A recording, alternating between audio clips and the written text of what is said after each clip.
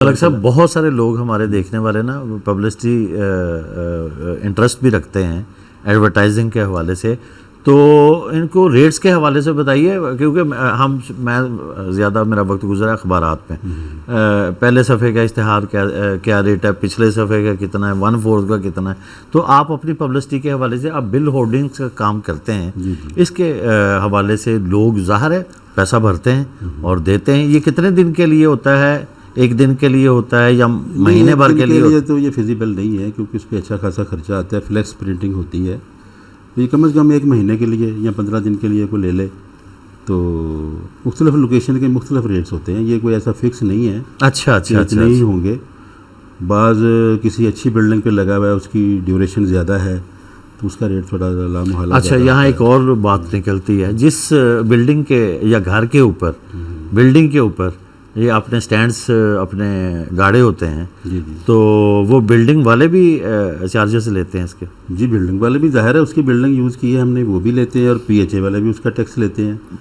کچھ عرصہ پہلے 2008 میں کوئی گورنمنٹ آف پنجاب نے سرکاری جگہ سے بورڈ اتروا دیے، وہ میرا خیال ہے کہ وہ غلط ایک کام ہوا تھا، کیونکہ جو NOC لے کے باقاعدہ لگے ہوئے تھے ان کو نہیں اتارنا چاہیے تھا۔ PHA کا بھی کروڑوں روپے کا نقصان ہوا، اور اب چھتوں پہ لگے ہوئے ہیں، اگر یہ نیچے گراؤنڈ پہ لگ جائیں تو یہ اور اچھی بات ہے، تو اس میں یہ ہے کہ جو چھت والے زیادہ رینٹ مانگتے ہیں ان سے بھی ہماری جان چھوٹ جائے گی۔ واہ واہ واہ واہ واہ۔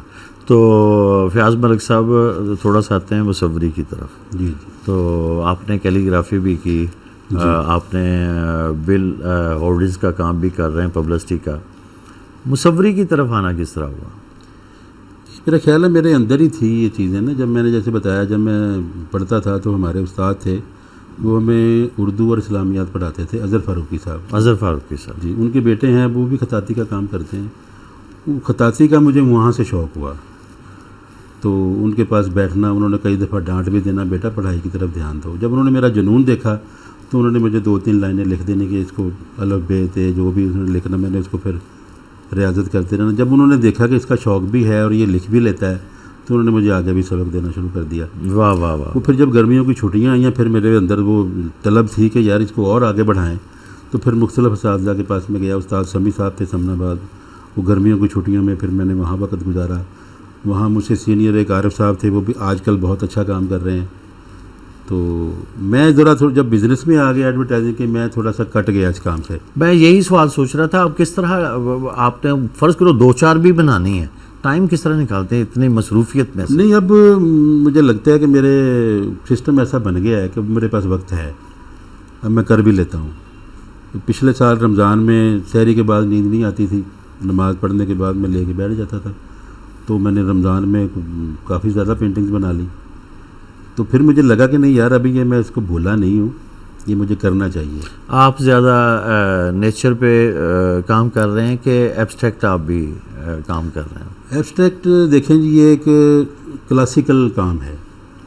جیسے پکاسو نے پہلے ریئلسٹک میں بہت کام کیا، جب اس کو لگا کہ مجھے یہ کچھ اور بھی کرنا چاہیے، اس نے یہ اس کا موجد یہی تھا پکاسو، اس نے پھر جیسے چیزیں تھیں ویسے نہیں بنائی، جیسے وہ دیکھنا چاہتا تھا اس نے ویسے اس کو بنایا، شکل ٹیڑھی کر دی، آنکھ بڑی کر دی، تو اس نے اس کو وہ کیا۔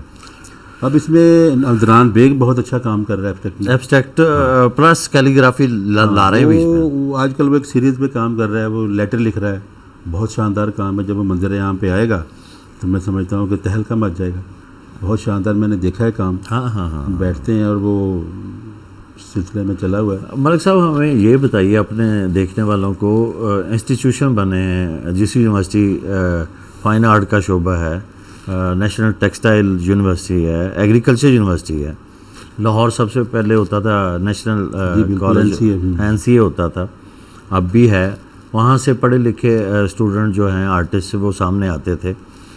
کیا آپ سمجھتے ہیں کہ یہ جو فائن آرٹ یونیورسٹی کے اندر شعبے ہیں، یہ آرٹ کے پروموٹ کے لیے بہت اچھا کام کر رہے ہیں؟ جی، وہ اپنے حصے کا کام تو کر رہے ہیں، وہاں پہ بھی بڑے اچھے اساتذہ ہیں، سکھانے والے ہیں۔ اصل میں یہ جو سیکھنے والا اس میں طلب ہونی چاہیے کہ وہ کس حد تک جاتا ہے، وہاں سے بھی سیکھے، باہر بھی دیکھے کام۔ ہم نے تو یہ فیلڈ میں آ کے کیا، اور بے تحاشا کیا. وہ ریاضت اتنی رہی وہ کام آئی, وہ اب تک کام آ رہی ہے. دیواریں بھی لکھی, بڑے بڑے بورڈ بھی ہاتھ سے پینٹ کیے, مختلف کمپنیز کے کام کیے. تو وہ ایک تجربہ جو ہے وہ جو اسکولوں یونیورسٹی میں وہ پڑھایا نہیں جا یہ ایک سکتا. اور کویشچن دیکھیں, آپ سوچ رہے تھے کہ ہم کس طرح بات کریں گے آگے جب پروگرام میں بیٹھیں گے. بات سے بات نکلتی ہے, ہمارے پروگرام کا نام بھی گفتگو ہے.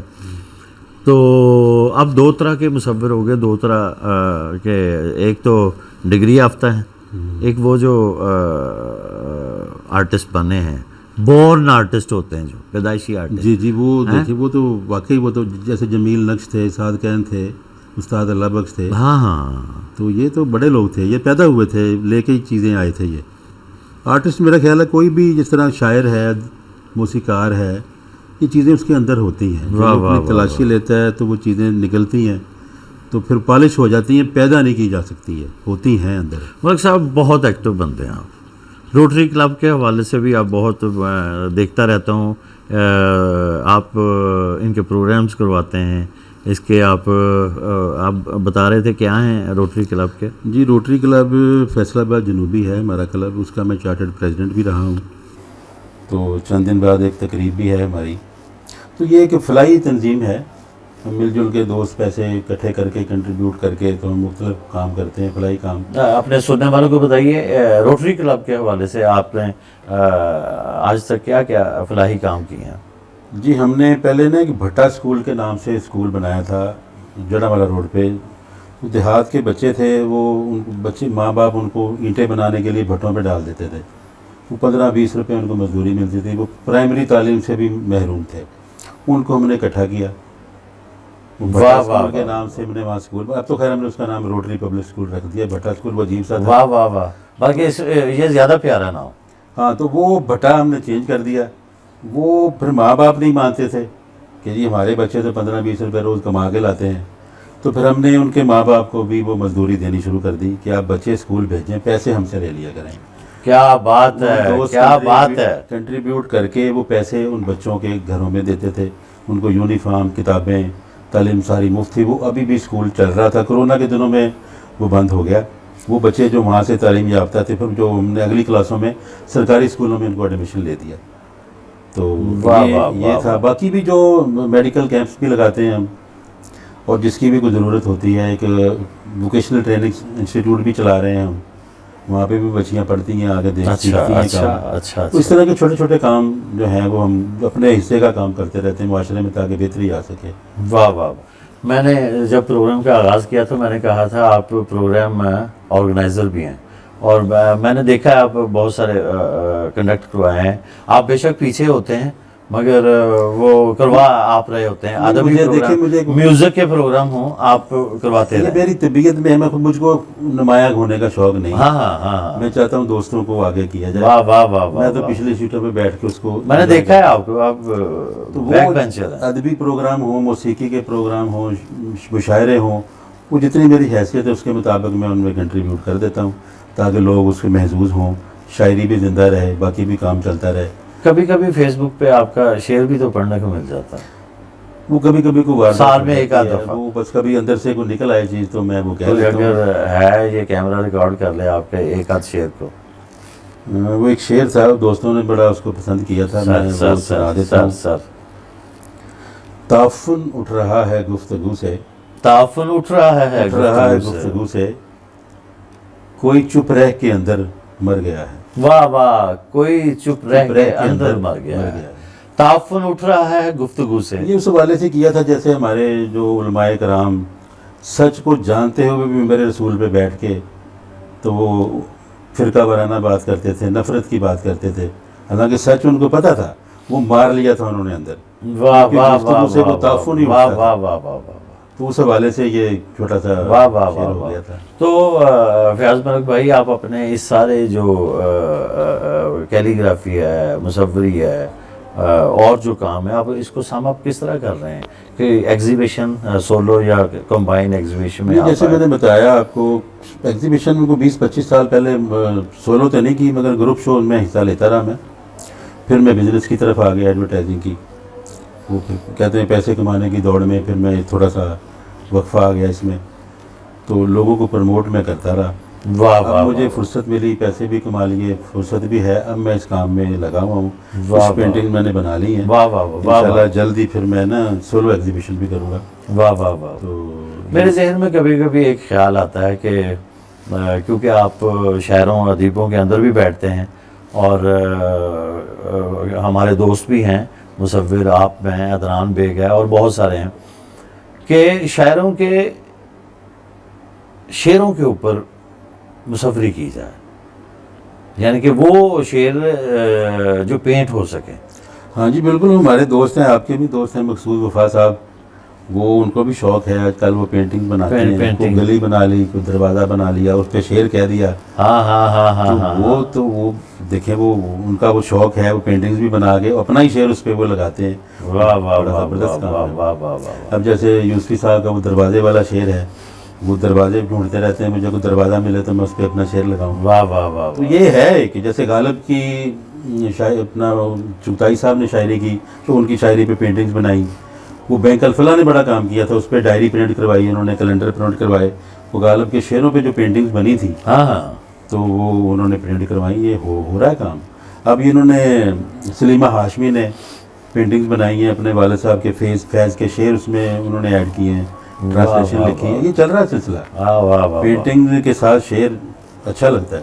ہاں, تو آرٹس کونسل کے کردار کے حوالے سے آپ کیا سمجھتے ہیں کہ آرٹس کونسل اس فن کو لے کے آگے بڑھ رہا ہے؟ آرٹ کونسلیں میرا خیال ہے اتنا کام نہیں کر رہی جتنا ان کو کرنا چاہیے. شاعروں ادیبوں کا گیلری تو انہوں نے بہت اچھی بنائی ہے. نہیں, وہ حال بھی بڑا خوبصورت ہے, ان کا سب کچھ ہے, مگر کوئی ایسا بندہ کمیٹڈ ہونا. چند ایک لوگ اچھے آئے ہیں یہاں پہ, چودھری آصف صاحب تھے, انہوں نے بڑا کام کیا. طارق جاوید صاحب نے طارق جاوید صاحب بہت اچھے انسان ہیں, انہوں نے بھی بہت اچھا کام کیا. پھر بیچ میں کچھ بیوروکریٹ ٹائپ لوگ آ جاتے ہیں تو اس میں گیپ آ جاتا میں سمجھ گیا آپ کو. وہ رویہ جو ہے آرٹسٹ کے لیے بڑا نا تکلیف دہ ہوتا ہے. ہاں ہاں اس کو پذیرائی نہ ملے, وہاں عزت, اس کی عزت نفس کو مجروح کیا جائے, نہ کوئی شاعر جاتا, نہ وہاں کوئی ادیب جاتا, نہ کوئی پینٹر جاتا وہاں. واہ واہ. وہ یہ تھوڑا سا دھیان رکھنا چاہیے گورنمنٹ کو, جو آرٹ کے واقعی آرٹ کے لوگ ہوں ان کو وہاں لگایا جائے تاکہ وہ آرٹ کے لیے کوئی کام کر سکیں. بیوروکریٹ کو نہ لگائیں. واہ واہ واہ واہ. بیوروکریٹ کو انتظامیہ میں ہی رکھیں. آرٹ کے شعبے مخصوص آرٹسٹوں اور جس بیوروکریٹ کا آپ نام لے رہے ہیں میں اس کو بہت قریب سے جانتا ہوں. نہیں, میں نے نام نہیں لیا. میں تو کہہ سکتا ہوں کہ بہت سارے لوگ جس طرح ملک صاحب کہہ رہے ہیں کہ آ جاتے ہیں, بیوروکریسی سے ان کا تعلق ہوتا ہے, دائیں بائیں بھی وہ ان کا تعلق بیوروکریسی سے ہوتا ہے اور وہ آرام سے بیٹھ کے کام کرتے ہیں, آگے کوئی بھی کام نہیں ہوتا.